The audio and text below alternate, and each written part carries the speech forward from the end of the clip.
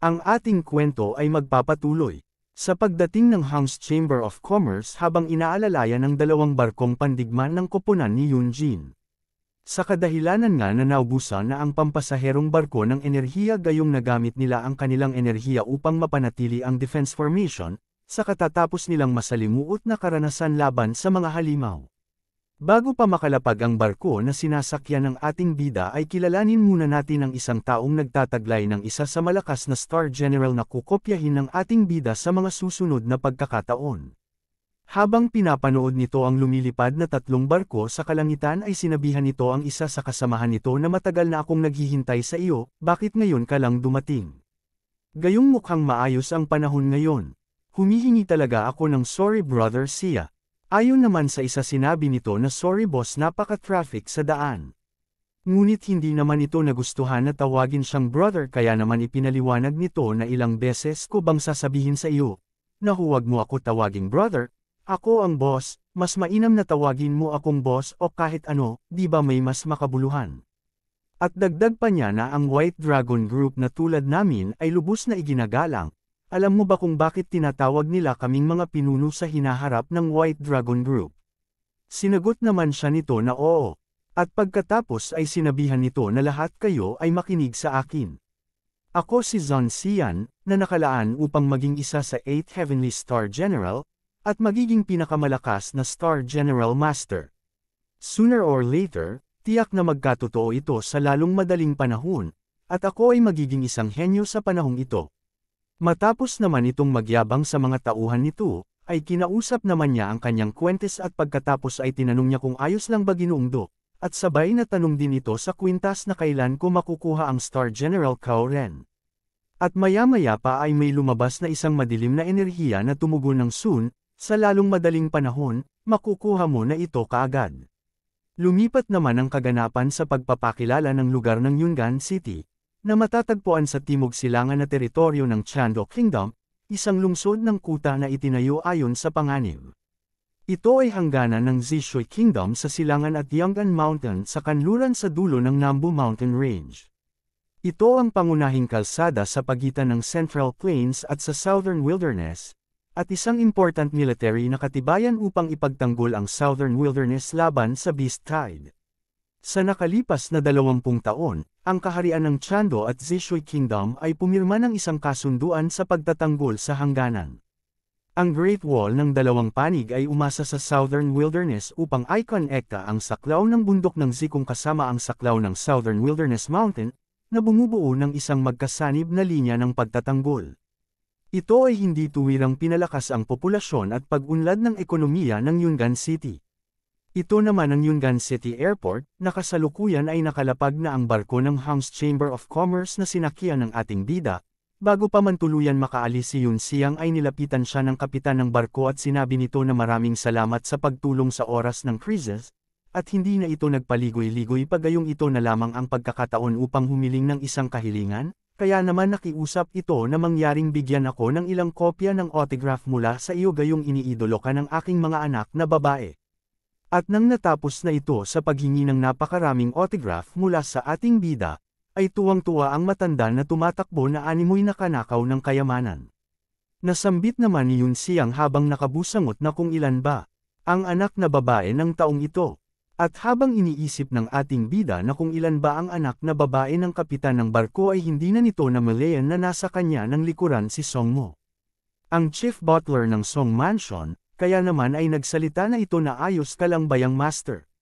Na mabilis nilingon ni Yun Xiang kung sino ba ang nagsalita, nang nakilala na niya na ito ay ang kanyang uncle ay bakas na bakas sa pagmumukha ng ating bida ang Golek, at mabilis na niyakap ni Yun Xiang ang kanyang uncle gayong miss na niya ito. Sa tagal naman ng pagkakayakap ni Yun Xiang kay Chief Butler mo ay natatawa na lamang na nagsalita ang old man na yang master. Tila naman yata ay pinapalaki mo, gayong ilang buwan pa lamang naman ang nakakalipas nang huli tayong magkita. Ngunit dahil nga sa hindi pwede sabihin ni Yun Xiang ang katotohanan, ay gumawa na lamang ang ating bida ng isang dahilan na gayon pa man para sa akin iyon ay mahabang panahon na. Bahagya pa rin naman nagtaka si Ginoong mo sa sinabing iyon ni Yun Xiang. Natahimik naman ang ating bida sa kapangyarihan na naramdaman niya sa kanyang uncle, dahil nga sa panahon na ito ay taglay na ni Yun Xiang ang Star Master System.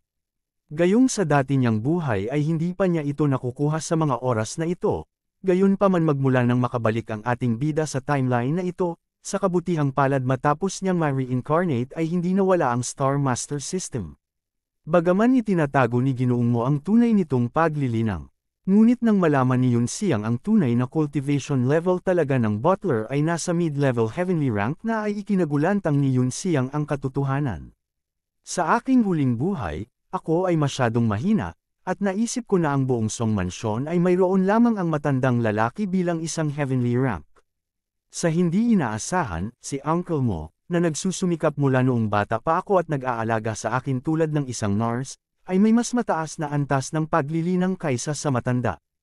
Habang nasa malalim na pag-iisip ang ating bida nang namataan ni Ginoong Mo ang mga tao na malapit sa kanila ay natanong kung sino ba ang mga tao na ito, at masayang ipinakilala ni Yun Xiang na sila ay ang aking kaibigan at ang kanilang pamilya. At pagkatapos maipakilala ang pamilya ni na Xiaowen, ipinakilala naman ng ating bida si Ginoong Mo, ang punong butler ng aming Song Mansion. At magalang na nagsalita ang ina ni Xiaowen na kumusta sir, ako si Shen Dai mula sa pamilyang Shen, at ito ang aking pamangkin na si Shen Raowei. Matapos naman itong makapagsalita ay mas malinaw na sa isipan ni Shen Dai kung bakit may higit na kapangyarihan si Yun Xiang. At tulad ng inaasahan ng isang kagalang-galang na pamilya ng Chando, kahit na ang isang butler ay may antas ng paglilinang, kahit na hindi ko alam kung anong antas ito, ngunit naramdaman kong malakas ito. Gayong natigilan si Shen Dai ay nagtanong si Ginoong Mo na ang pamilyang Shen Dai. Shen Hua, ang pinuno ng pamilya ay Shen. Natinugunan ni Shen Dai na oo tama at siya ay ang aking ama. Gayong tila ay kakilala ni Ginoong Mo ang pamilyang ito ay sinabi ni Ginoong Mo kay Shen Dai na kailangan mo ba akong ayusin ang isang lumilipad na bangka upang maipadala kayo sa bahay niyo. Ngunit sa alok na iyon ni Ginoong Mo ay tinanggihan na ni Shen Dai gayong dumating na ang kanilang driver na maaaring maghatid sa kanila para makauwi. Gayon pa man Ginoong Song, gusto ko talagang pasalamatan ka sa oras na ito. Kung mayroon kang pagkakataon, mangyaring pumunta sa bahay ng Shen bilang isang panauhin.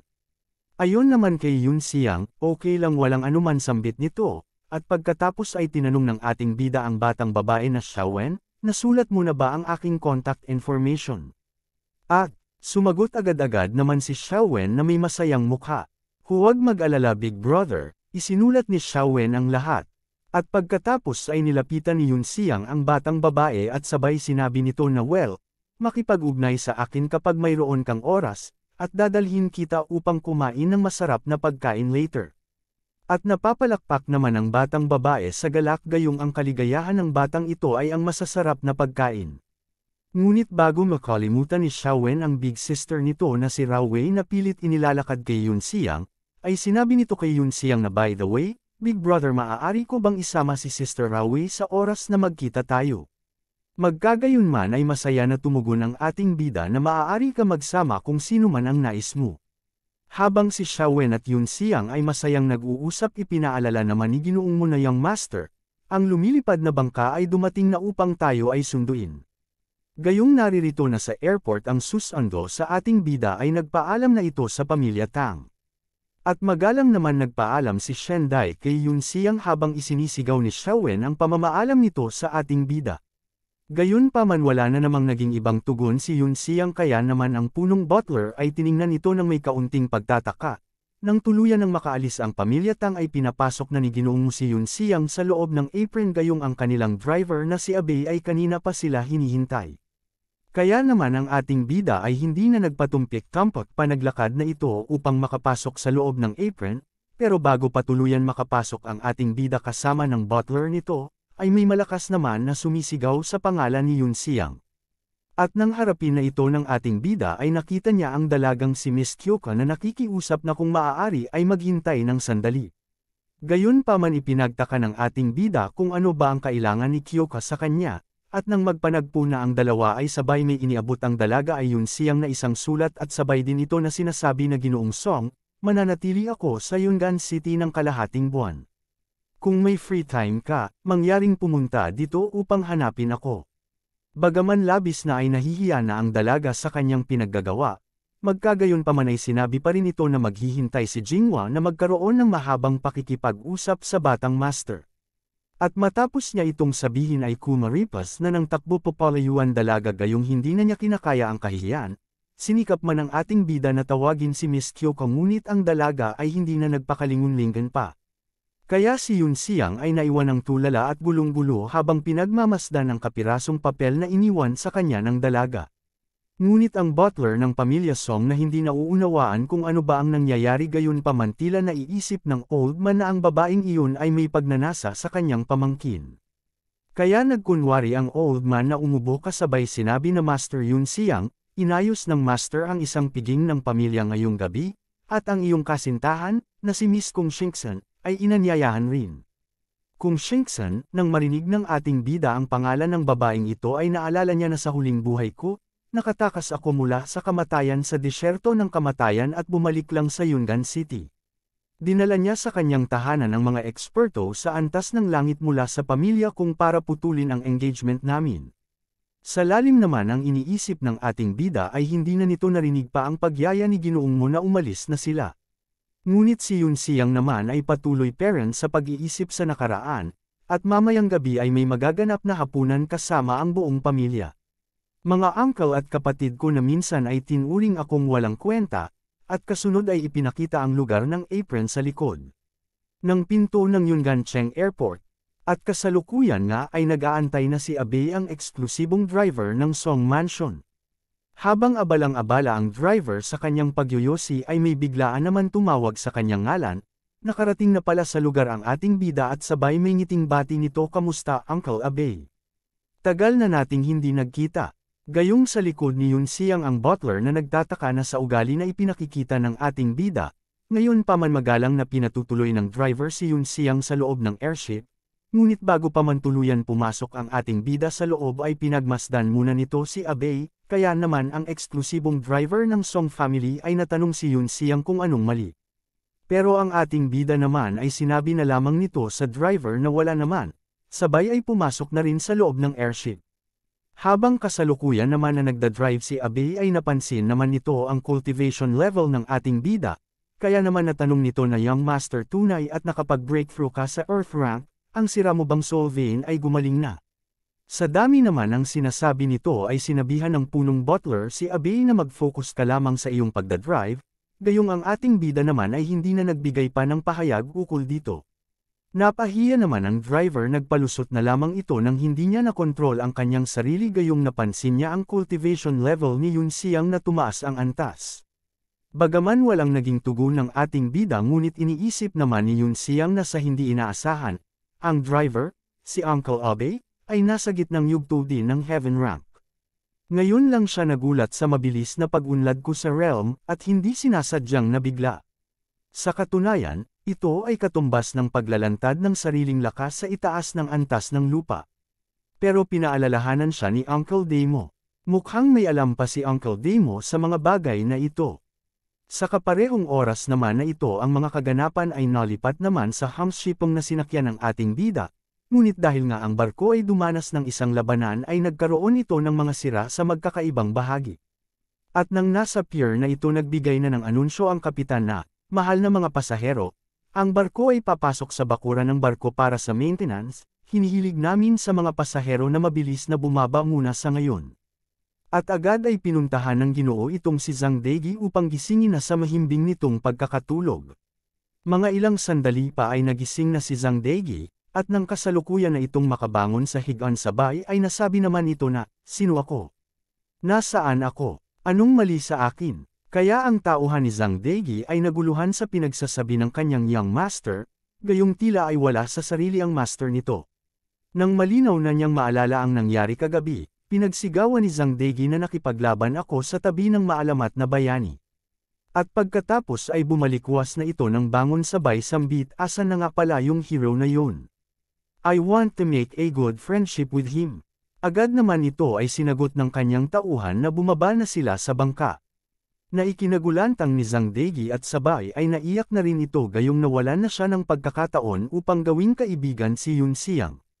At agad din ito ipinag-utos sa kanyang alagad na mabilis, humanap ng paraan para mag-imbestiga, kailangan kong panghawakan ito, sabay na sabi din ni Zhang Deigi na nais kong maging master ang bayani na iyon.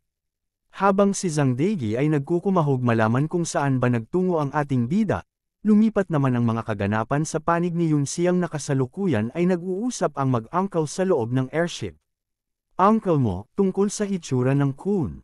Ayon naman kay Ginoong mo sinabihan niya ang ating bida na mangyaring matiyak ng young master, upang maiwasan ang pagdudulot ng gulat, inutusan ko ang hukbo ng Chailua na dalhin ang mga pasahero ng Hong sa mga batayan ng mga lihim ng militar sa Kun, at ang balita sa iyo ay hindi tatagas.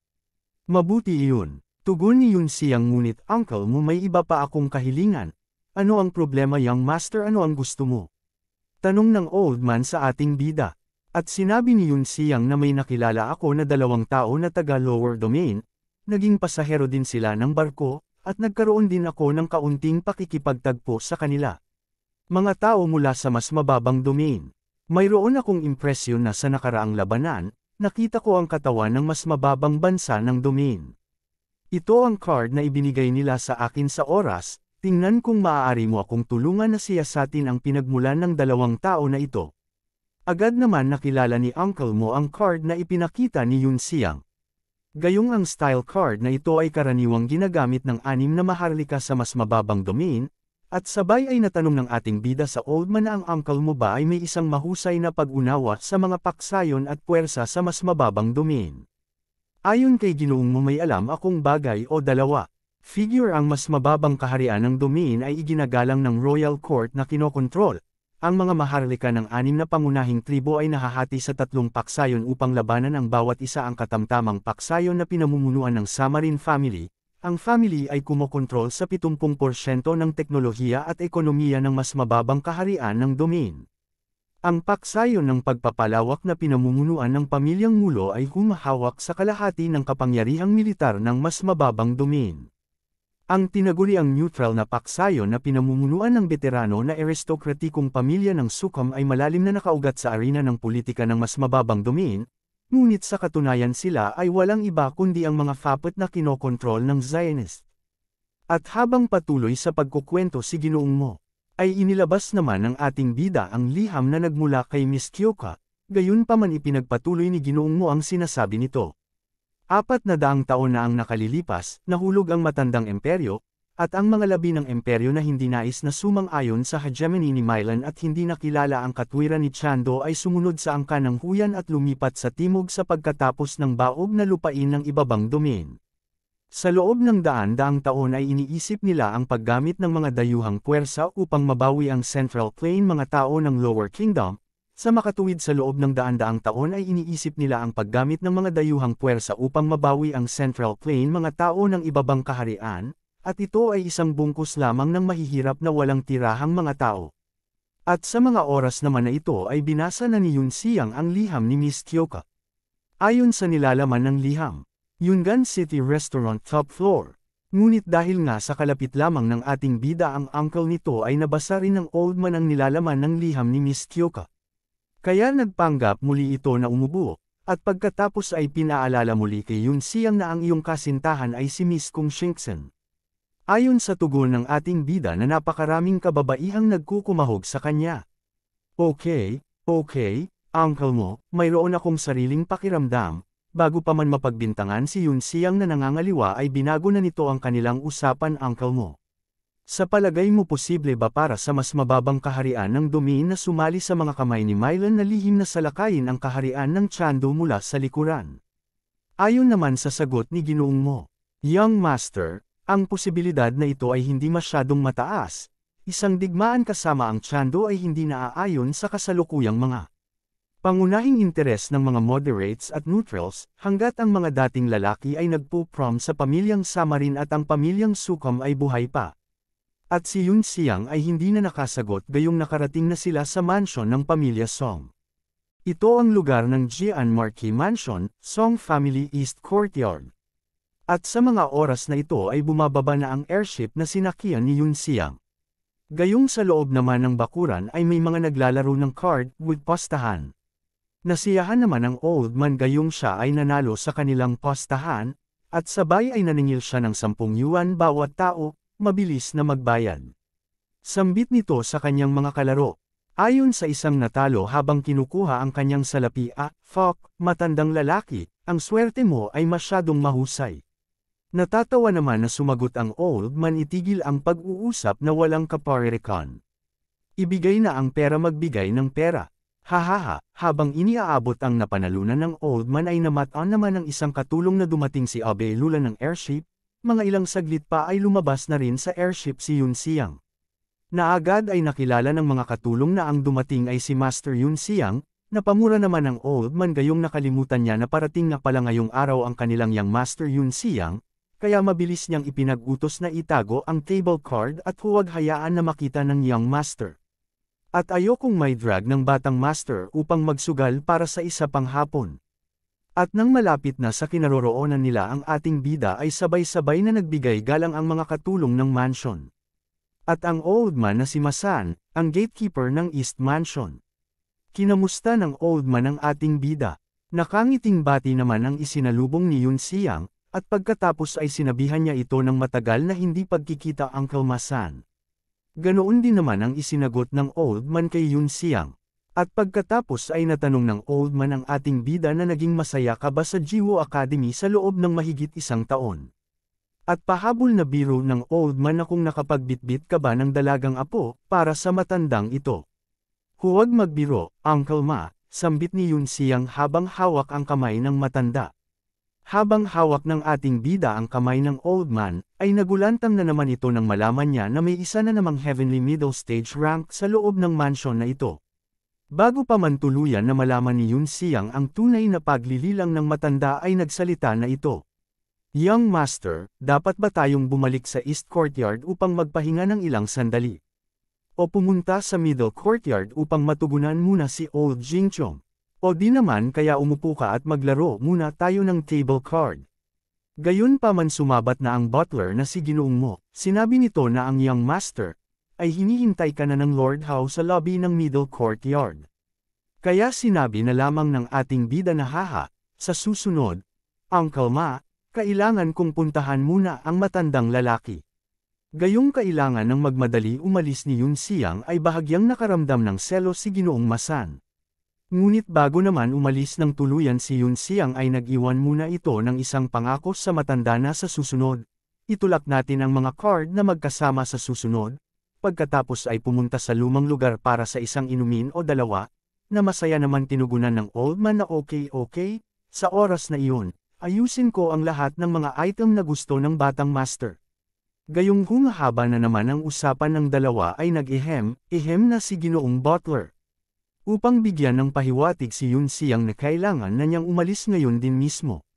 Bagaman lumalakad na palayo ang ating bida ay pahabol ng old man na narinig ko na sa Chunxiao Pavilion at Hangxiujiao ay kamakailan lamang ay nagkaroon ng mga bagong racks ng tsaa. At ang matandang lalaki ay maaaring maghintay para sa batang master na bumalik sa pagtikim ng magkasama.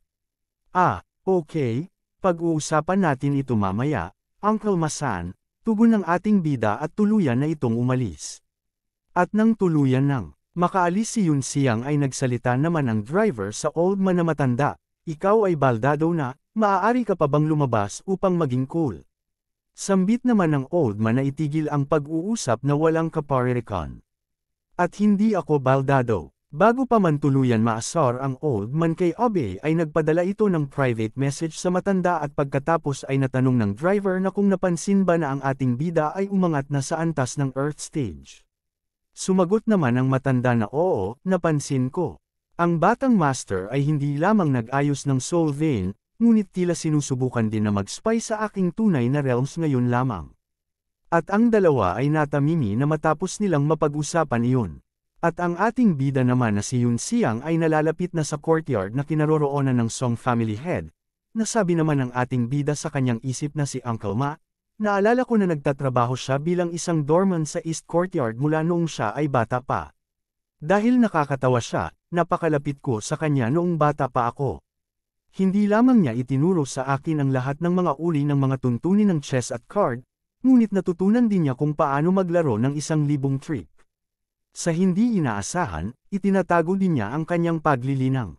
Sa katunayan, siya ay nasa antas ng kalagitnaan ng heavenly rank. Sa lalim naman ang iniisip ng ating bida ay hindi na niya namalayan na nasa kanya ng harapan ang pinuno ng Song family na siya niyang grandpa.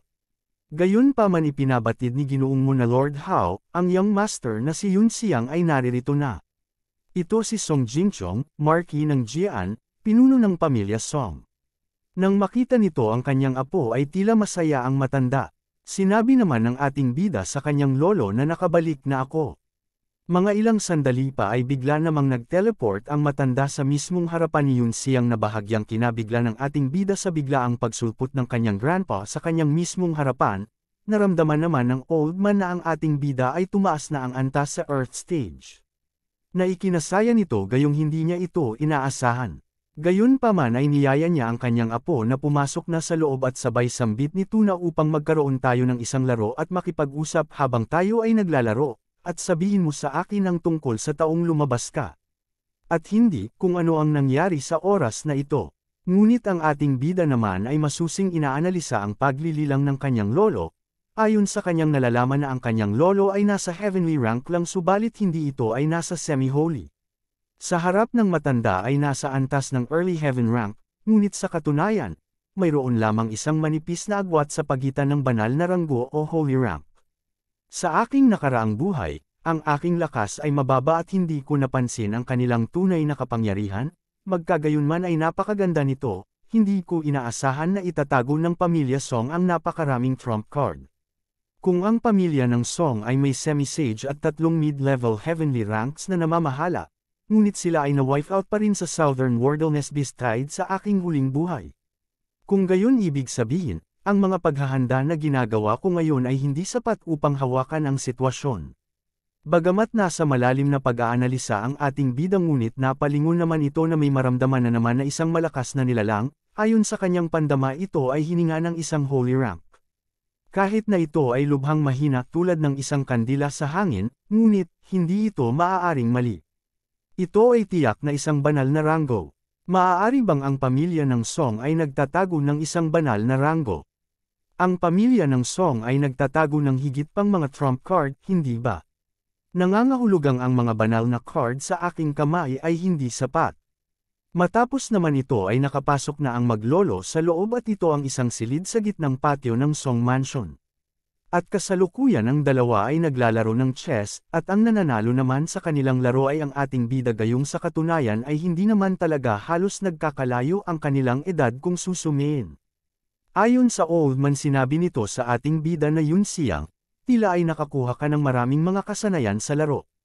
Mukhang hindi ako mananalo sa iyo. At tumawa na lamang ang ating bida at pagkatapos ay sinabi na lamang niya na katamtaman lang siguro po ay mapalad lamang ako. Sabay pabulong na sambit ni Yun Xiang na well, sinubukan ko ang aking makakaya upang mapanatili ito sa antas ng 30%, maaari pa rin itong makita ng matandang lalaki kung magkataon. Sambit naman ng old man na, nakatakda ang general situation, talo ang matandang ito, at pagkatapos ay sinabihan ng pinuno si Ginoong Mo na lumabas muna at mangyaring isara ang pintuan ng silid.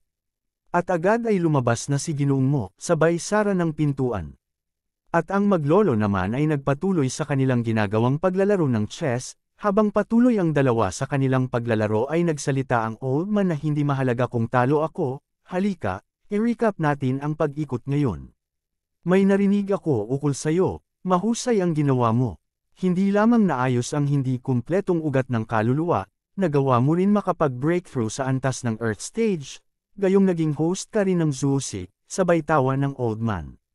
Pero ang ating bida naman ay iniisip na natatakot ako na masyadong nakakagulat na sabihin sa matandang lalaki na muli ako ay ipinanganak pagkatapos ng 60 taon.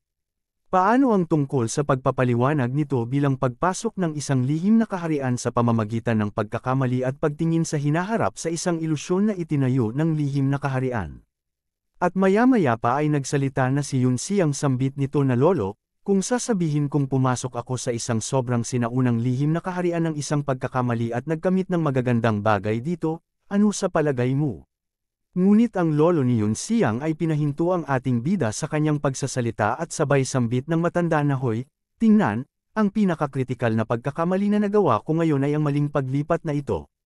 Well, okay, hindi ko gagawin ang hakbang na ito sa oras na ito. Bagaman hindi direkta na sumagot ang old man sa tanong ni Yun Xiang, gayunpaman tila ang matanda ay ipinahihiwatig ang kanyang tugon sa pamamagitan ng paglalaro ng chess, ngunit sa mga oras naman na ito ay hindi pa napapansin ng ating bida, at muli na naman ay nagsalita ang lolo ni Yun Xiang. Kita mo, ang laro na nawala sa iyo, ang larong iyon ay maaaring magpatuloy. Ang lahat ng mga piraso ng chess sa chessboard ay ma-replay din. Ngunit paano kung ang isa sa mga piraso ng chess ay hindi sinasadyang tumalon mula sa chessboard at naging isang chess player?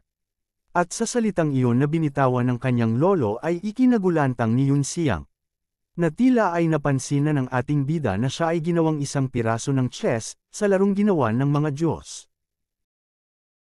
Sa susunod nating video ay kilalanin natin itong si Kung Shingxan, ang anak ng Lord ng Yungan City.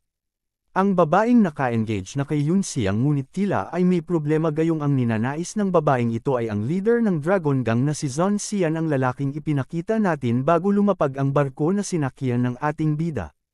At ang pagbubunyag ni Yun Xiang sa kanyang lolo na siya ay na-reborn 60 years ago. At ang ikatlong lolo ng ating bida, matapos na umubo ay talsak ang dalawa maglolo. Ano ang magiging reaksyon ng dalawang lolo ni Yun Xiang matapos yabangan ng ating bida ng mga matataas na antas ng table toss?